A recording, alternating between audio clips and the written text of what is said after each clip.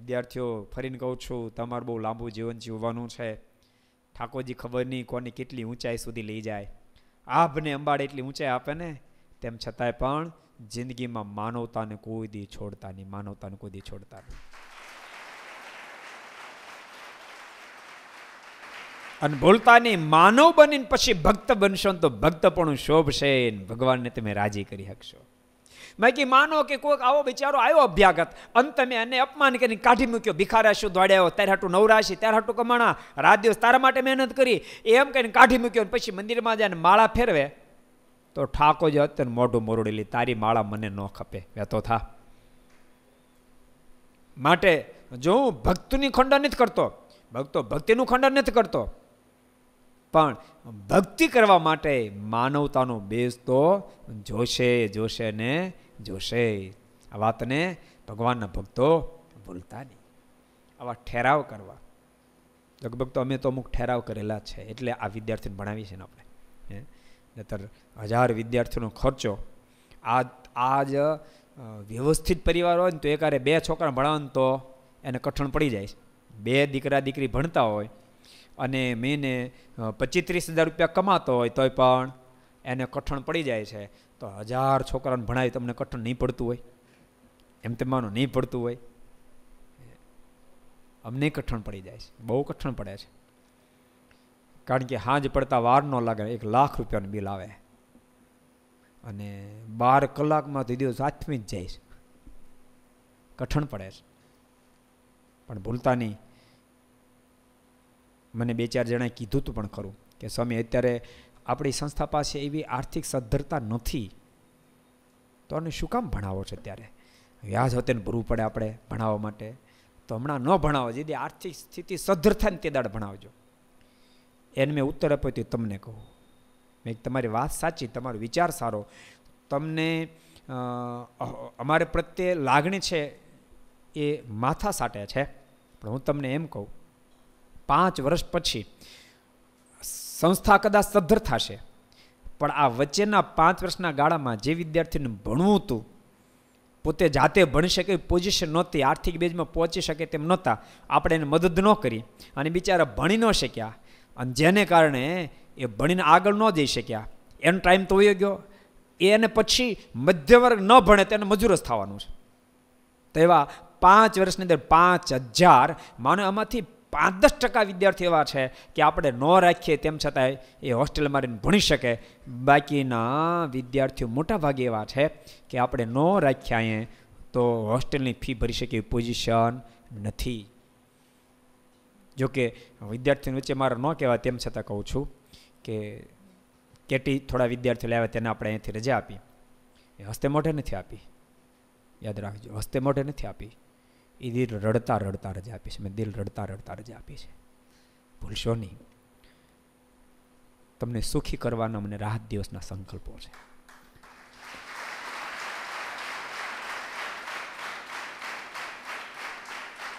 પણ તમને રજા ન આપીએ તો થોડા વિદ્યાર્થીઓ માટે મને 1000 વિદ્યાર્થીઓનું ભાવિ જોખમાં તો દેખાણું હતું.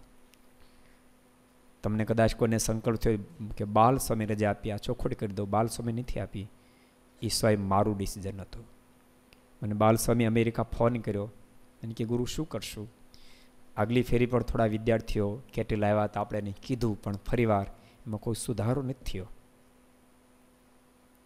ત્યારે મેં કીધું હવે એને રજા આપો.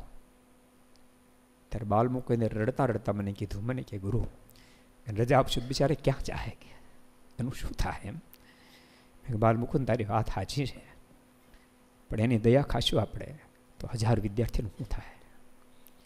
અને 1000નું નહીં, પાછળ પરંપરા હાલશે. અહીંયા તો હાલે છે, ભણીએ તોય ભલે, ન ભણીએ તોય ભલે. 1000 મા બાપ બિચારા પેટે પાટા બાંધી અને ઘેરે બિચારા શાક નથી ખાતા, અને એના છોકરાને ભણાવવાની કોલેજની ફીઓ ભરે છે. એ મા બાપના સપના બધા મિથ્યા થઈ જાય.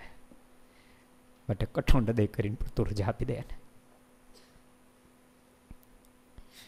વિદ્યાર્થી બધાને કહું છું, બહુ ભણજો તમે, તમારું ભાવિ ભૂલતા નહીં. આ તમને નથી વાત સમજાતી, પણ ભણવા સિવાય તમારું ભાવિ નથી. તમને રજા આપવી પડી છે. પણ ત્યાં તમે છો ને, એ દુઃખ મારા હૃદયમાં, તમે ગમે ત્યાં ભણો છો, મને ખબર છે કે વિદ્યાર્થીઓને એક ક્ષમ બહાર રહે ક્યાંથી રૂપિયા ભરશે, સ્થિતિ નથી. ને કહું છું, વહેલી કેટી એમાંથી બહાર નીકળી જઈને ફરી વાર આવજો. તમારું ઘર છે, સદૈવ માટે સરદાર તમારું ઘર જ રહેવાનું છે.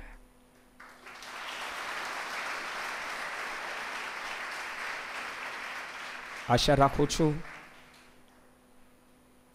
દિલને પથ્થર કરીને તમને રજા આપવી પડે છે. ડિસિઝન મારે ફરી વાર ન લેવું પડે, બીજી વાર ક્યારેય પણ એક પણ વિદ્યાર્થી રજા ન આપવી પડે. યાદ રાખજો, બાલમુકુંદ સ્વામીને દુઃખ થયું, એમને એક સંતો પાસદ દુઃખ થયું છે. પતિત પાવન સ્વામી, બ્રહ્મ સ્વામી હોય તો ભલે, પતિત પાવન સ્વામી હોય તો ભલે, મનોહર ભગત હોય તો ભલે, સંજય ભગત, ઋષિક ભગત હોય, એક પાર્ષદોને તમે રજા આપીએ, બહુ દુઃખ થયું છે. પણ તમારા ભાવિ ઉજ્જવલને માટે અમારે તમને રજા આપવી પડી છે. એટલે એક વિદ્યાર્થીને કહું છું, હવે પછી ડિસિઝન ન લેવું પડે. બસ મને કીધું કે સ્વામી, આપણી સંસ્થા સદ્ધર થાય પછી આપણે ભણાવજો. સંસ્થા સદ્ધર થાય, પણ વચ્ચેના 5 અને 5, 7, 10,000 વિદ્યાર્થીઓ જેને ભણવું છે, આગળ જવું છે, એના ભાવિનું શું? અત્યારે વ્યાજ ભરીને ભણાવતા હશું. મેં કીધું મને ભરોસો છે આ જ વિદ્યાર્થીઓ એક દાડો આ સંસ્થાને વ્યાજમાંથી આ જ વિદ્યાર્થીઓ બહાર કાઢશે.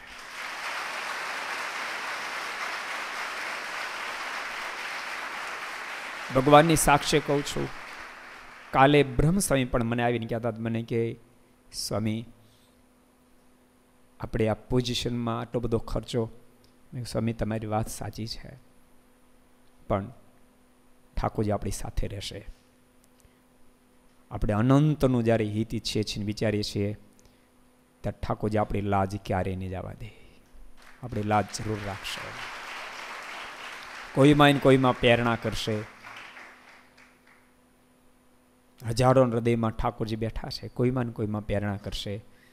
અને આમ જનતા ગમે એનાથી આપણી સંસ્થાને આર્થિક મદદ થશે, અને આ વિદ્યાર્થીઓ ભણીને સુખ્યા થશે. આ વિદ્યાર્થીઓ નથી ભણતા, યાદ રહે, જેટલા વિદ્યાર્થી એટલા ફેમિલી ભણી રહ્યા છે. આ 1000 ફેમિલી અહીં ભણી રહ્યા છે. 1000 છોકરાની 1000 ફેમિલી સુખી થશે. અને એક સુખી થશે, અનેકને સુખ્યા કરશે. બાપ, એક દીવો જલશે, અનેક દીવાને જલાવશે.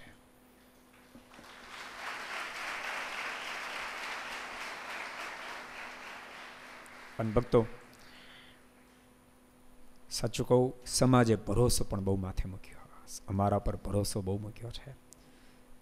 આજ લોકો અડધા વચને જે કામ ઉઠાવીએ એમ મદદરૂપ થાય છે. એનું કારણ ભક્તો, બધા હૃદયમાં ઠાકોરજી બેઠા છે. એના હૃદયમાં બેઠા આપણા દિલની વાત એના દિલમાં હા પડાવી રહ્યા છે, જેને કારણે ભક્તો આ બીડું આપણે ઝડપી શકીએ છીએ. ને તો તમે વિચારો, જે સંસ્થાની પાસે કરોડો રૂપિયાની ફિક્સો પડી છે, એ કરોડો રૂપિયાની ફિક્સ ગવર્મેન્ટ ટેક્સ ઉપાડી જાહે. આટલી ભયંકર પોઝિશન, કરોડોની ફિક્સ હોવા છતાંય પણ ગુજરાતમાં કોઈ 1000 કોલેજના વિદ્યાર્થીઓને રહેવા જમવાની વ્યવસ્થા કરીને ભણાવે એ ગુજરાતમાં એક પણ સંસ્થા નથી.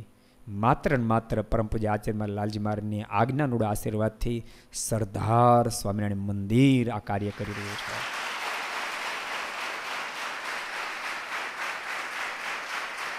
બહુ સાચું કહું તો ભક્તો, હજુ સમાજ સુધી આપણો સંદેશો પહોંચ્યો નથી, અને કદાચ પહોંચ્યો છે તો યાદ રાખજો, અમે આમ કરીએ છીએ, અમે આમ કરીએ, આમ સારું કરીએ કરી લોકોની પાસેથી રૂપિયા ઉઘરાવ્યા. એવું કર્યું નથી, જેને કારણે સમાજને સાંભળતા તો લાખો લોકો હશે, પણ હા નથી પડતી કે બોલે ખરા પણ એમ કરતા ન હોય. હા નથી પડતી, પણ ધીમે ધીમે કરતા આજ નહીં તો કાલ એ લોકો જ્યારે સરદાર આવશે અને હજારો વિદ્યાર્થીઓ જ્યાં ભણી રહ્યા છે વિનામૂલ્યે, અને જ્યારે જોશે ત્યારે એને આ પડશે ને, જે આ પડશે ને ત્યારે બાપ આમ ચિંતા પણ દાન દેવાનો જ્યારે સંકલ્પ થશે ને ત્યારે વિચાર કરશે કે દાન સરદારમાં જ આપો. એમ એજ્યુકેશનની બાબતમાં જ્યારે વિચાર છે કે મારે કોઈ વિદ્યાર્થીને ભણાવવો છે, એમ જ્યારે સંકલ્પ થશે ને ત્યારે એના મનમાં તુરંત થશે કે મારે મારી રીતે વિદ્યાર્થીને ભણાવો એના કરતાં હું સરદારમાં મદદ કરું અને સરદાર મંદિર દ્વારા ભણાવાય. કારણ કે આજ લોકો સમાજમાં અનુભવી રહ્યા છે કે હું મારી રીતે જો વિદ્યાર્થીને ભણાવીશ તો કદાચ એને એન્જિનિયર બનાવી શકીશ, ડૉક્ટર બનાવી શકીશ, સીએ બનાવી શકીશ, પણ ખાતરી નથી એ દારૂડિયો નહીં થાય. પણ હું સરદાર મંદિરનું માધ્યમ બનાવી જો ભણાવીશ તો ડૉક્ટર બનશે, એન્જિનિયર બનશે, સીએ બનશે, સાથે સાથે સાચો માણસ બનશે, સાચો નાગરિક બનશે. એ સમાજને જેમ જેમ ખબર પડશે કે ગુજરાતમાં કોઈ ન વિચારતો હોય આપણે જ્યારે વિચારી રહ્યા છીએ. ઘણા લોકો વિચારે છે કે 1000 વિદ્યાર્થીનું કઠણ પડે છે તો 5 વર્ષ 10,000 વિદ્યાર્થી કેમ થશે? પણ સાચું કહું, ઠાકોરજી પર ખૂબ ભરોસો છે કે આપણો સંકલ્પ ઠાકોરજી પૂરો જ કરશે.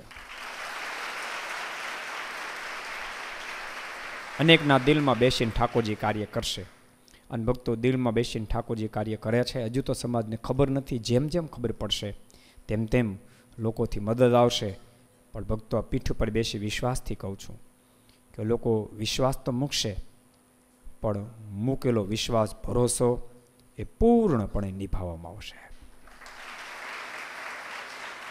મારો પોતાનો સંકલ્પ જીવન પર્યંત ફિક્સ તો કરવી જ નથી. ફિક્સની શું જરૂર છે?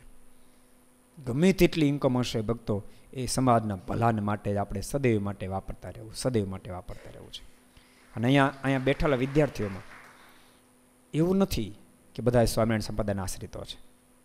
આમાં વૈષ્ણવ ભક્તો, રામાનંદી ભક્તો, અહીંયા જેની ઘેરે સ્વામિનારાયણ સંપ્રદાય ન પડાતો હોય, માને ભગવાન સ્વામિનારાયણ આશ્રિતો ન હોય એવા ભક્તો ઊંચા હાથ કરો તો વિદ્યાર્થીઓ, જેની ઘેરે સ્વામિનારાયણ સંપ્રદાય ન હોય ઊંચા હાથ કરો.